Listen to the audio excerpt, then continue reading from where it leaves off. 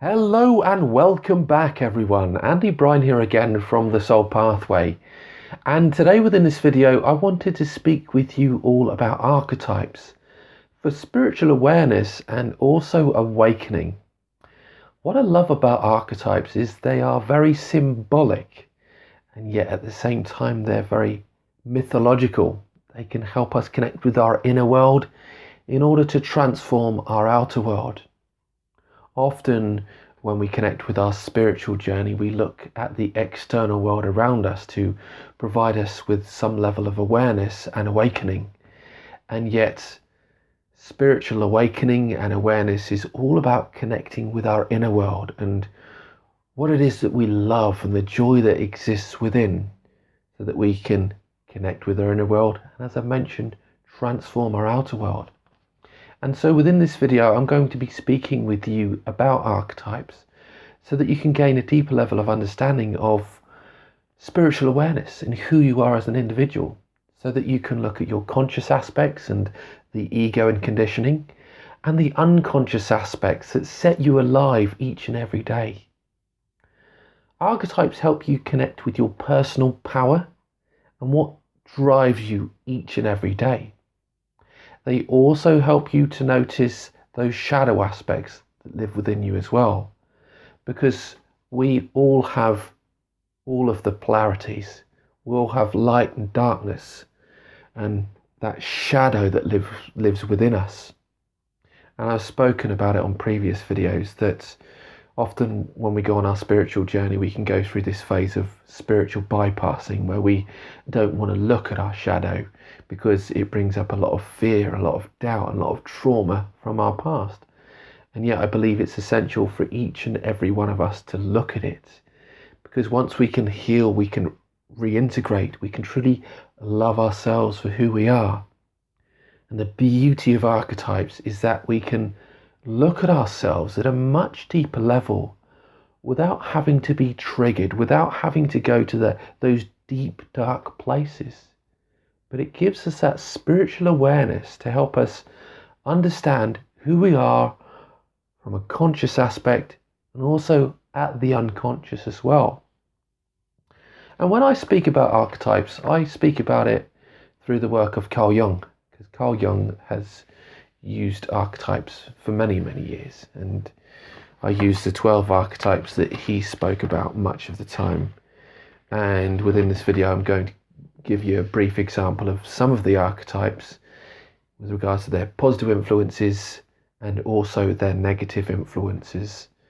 But what I believe with regards to learning and connecting with archetypes is that they are all about levels of consciousness. Because we start off our spiritual journey in a place of conditioning where we're comfortable. We are very much being driven by the programming that has made up who we are. And yet as we go on our spiritual journey, we learn how to connect with ourselves. We learn to live from our soul and what sets our soul on fire each and every day.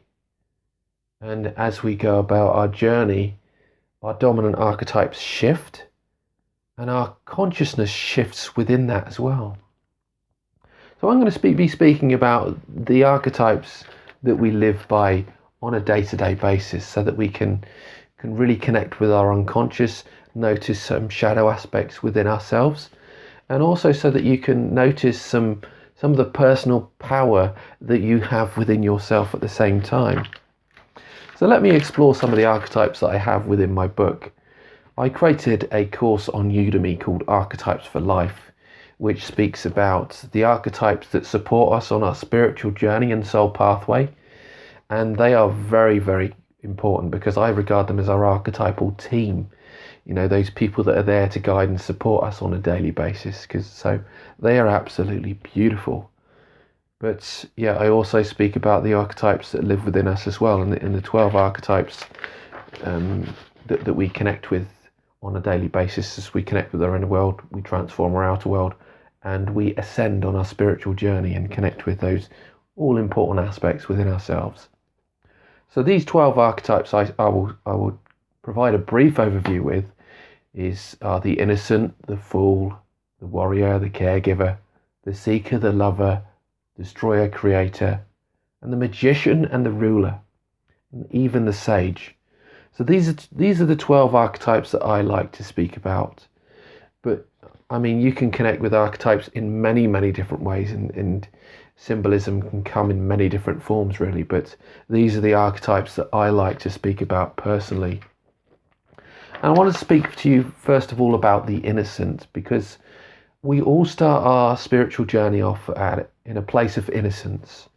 You know, when we look at ourselves and the world around us, and we're growing up as children, and we're innocent with regards to the darkness in the world. You know, so we don't see it because our parents in many ways protect us, you know, from the external world. And through no fault of their own, I think it's essential, you know, from a young age to protect us, our children, from the external world, so they're not influenced by any of the darkness that could cause harm to them in those moments, and also potentially in the future as well.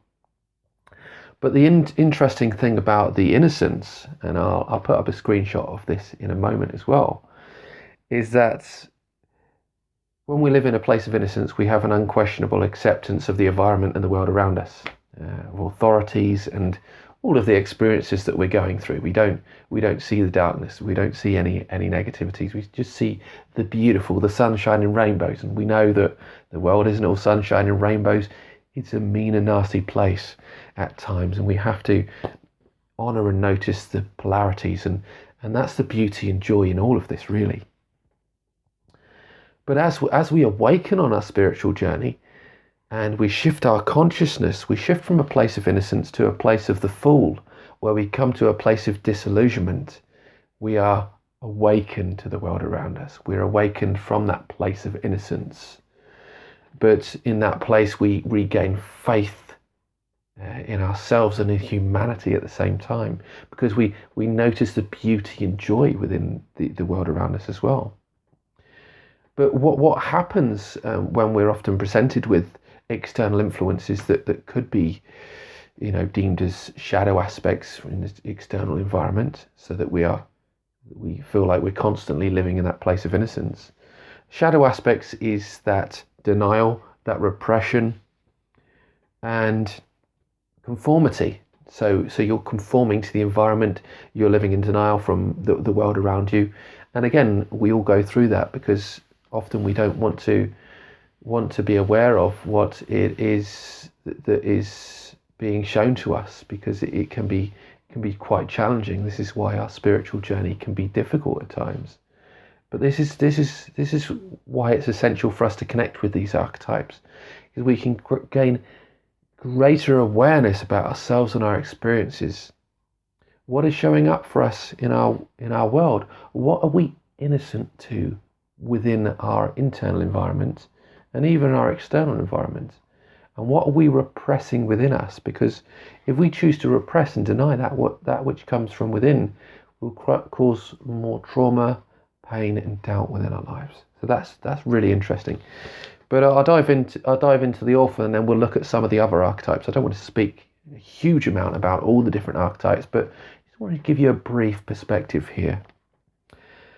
So the orphan, we've all you know been through aspects of the orphan, and the orphan is when we've been neglected and abused, you know, mistreated in many ways, and the reason why I say that we've all been through this is because it doesn't need to be at a really high degree, but even a low degree where we have felt some sort of neglect, because we hold these thoughts and emotions within our unconscious. It's not about the consciousness, it's about the unconscious aspects that we still hold and harbour within our soul, that we need to heal within ourselves. So if we look at what the orphan is here, is learning how to understand the truth of one's plight, feel the pain of abandonment, learn how to connect with it and your victimization and the powerlessness. Because once you notice that, you can connect with your strength and the beauty that lives within you. But that's the first phase of the orphan, as we first of all feel that and we connect with it. But I believe this is where we start our journey anyway. We ascend through these archetypes in many ways, and we become empowered on our journey, and we connect with the love and joy that exists within us. But you've got here as well the acceptance and need for help, willingness to look outside of yourself to seek some sort of assistance with regards to healing and growth. So the interesting thing about the orphan is those people that act out of these shadow aspects and have toxic behaviors, you could say, can come from a place of cynicism, callousness, playing the role of the victim because they've been through, extreme aspects of abuse or neglect. So that orphan archetype, comes out and is expressed quite a lot there. So it's noticing that within yourself and maybe within myself as well, when we are acting from that place. And not that we mean to, but so often it does come up.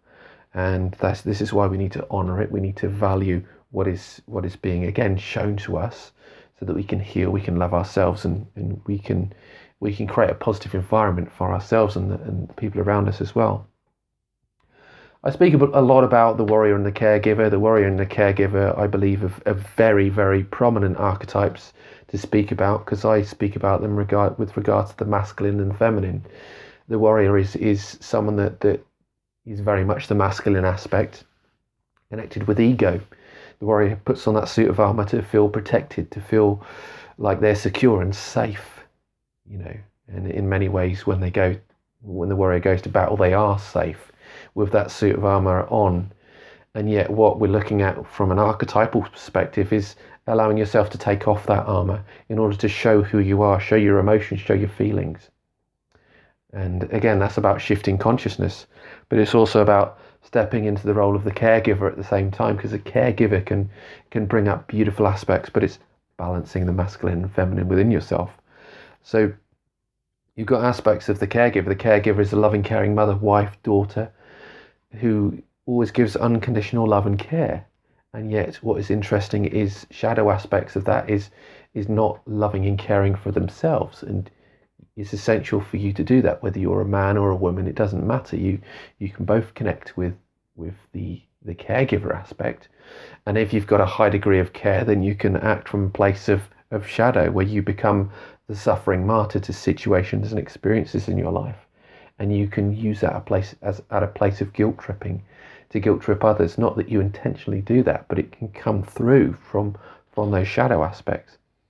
So again, it's shifting your consciousness around this. And again, this is what I love about archetypes, because once we can identify with these symbolic and mythological, you could say, aspects, then we can shift our consciousness around those situations. And the next level of consciousness within the caregiver is to love and care for yourself as well as others, and utilize that or use that tough love principle to love yourself and love others at the same time, and know that it's important and essential for them to have their own growth and development. But that's beautiful. But when I speak about the warrior and the caregiver, we've got these different archetypes, and you could say when we're in relationship with ourselves, and also a relationship with an intimate partner, what we're doing is we're balancing the masculine and feminine within, so that we can gain a sense of wholeness and oneness within ourselves, which is absolutely beautiful. I absolutely love that. And if you would like to take an archetypes assessment, I've got an archetypes assessment that I go through with people when I do my Soulful Mentoring Sessions, which help you connect with the dominant archetypes that you live by within your life, so that you can gain a deeper level of understanding of who you are, spiritual awareness on a deeper level, so that you can transform, shift your consciousness, but work from the inside out. Very much a personality profile, you could say, but at a much deeper level. And I think these are absolutely beautiful. I'll jump into one more archetype, because one of the other archetypes I like to speak about is the magician, because the magician is becoming the conjurer of your own life, noticing your own inner power and magic that you have within yourself. So the power of the magic is to transform your reality by changing and shifting your consciousness, knowing that your life isn't a result of your conditioning and your environment, and you can shift and change that at any time, but you have to allow yourself to notice and connect with the beautiful power that lives within you. And the goal of the magician here is to transform the lesser of realities into better of realities. So that's beautiful. Often serves of the rulers of the kingdom. Excuse me there. So we've got the first layer of consciousness here within the magician, and the first layer of consciousness is experiencing healing, or choosing to notice the extrasensory or synchronistic experiences. The beautiful thing about this spiritual journey is we've got these synchronistic experiences that we go through, where we connect with the universal aspects, we connect with spirit, we connect with angel feathers, whatever that might be. But there's so many different things that can allow us to transform our magic and notice the magic that is always around us. It is absolutely beautiful. But knowing that you can change and shift your consciousness at any time. Okay, that's the second level of the archetype here in terms of consciousness, is grounding in inspiration by acting out of your visions, making them real, making your dreams come true. It's all about connecting within, noticing your power and strength. So these are absolutely beautiful. Finally, I wanted to mention one final archetype here that I've got the 12 archetypes and I haven't spoken about all of them, but the Fool is one of the archetypes that I think is essential, because we can play the Fool at the beginning of our journey, and we can also play the Fool at the end. The Fool, in many ways, is very much deemed as the Joker. At the beginning of the Joker, you can play the Fool, where you don't take life's experiences seriously. And so you are, in many ways, can be deemed as a class clown, and you can connect with the love and joy of life, and not connect with the seriousness of your life. And so that's not honouring what is important for you. And so it's really essential for you to connect with that if you feel like you are acting out of the place of the Fool. But as we shift our consciousness within the Fool, we become wise to ourselves, and we connect with the love and joy of the world around us. We can have that laughter and joy of that inner child that we can connect within. But we can also notice, what is essential and important for our lives. Be present in our experience and love ourselves, So that's all about that shift in consciousness. But you've got the Fool at the beginning of the journey, and also the Fool at the end. But I believe archetypes are essential for each and every one of us to connect with. And I believe once we allow ourselves to connect with archetypes, we can become creators and creative in our own lives. Because when we become creative, we can look at spontaneous ways of doing things, or different ways of doing things that really enliven and enrich our lives, that make us unique to who we are. So if you'd like some spiritual guidance and support, I've got Soulful Mentoring Sessions, which you can find out more about below this video. It's all about connecting with your inner world in order to transform your outer world. With these spiritual or soulful mentoring sessions, I help you, connect with the archetypes that you live by on a daily basis. We identify, the positive influences in your life and your personal power through those archetypes.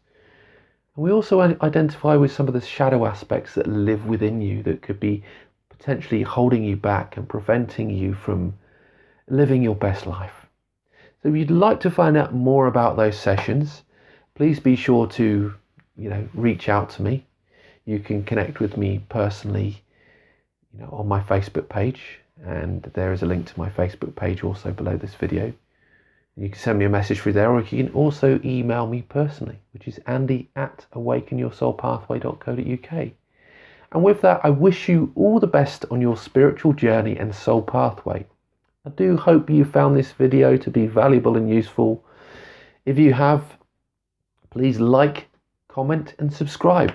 And if you have any questions, please be sure to leave them below. and I look forward to connecting with you in the next video. And with that, I will say bye for now.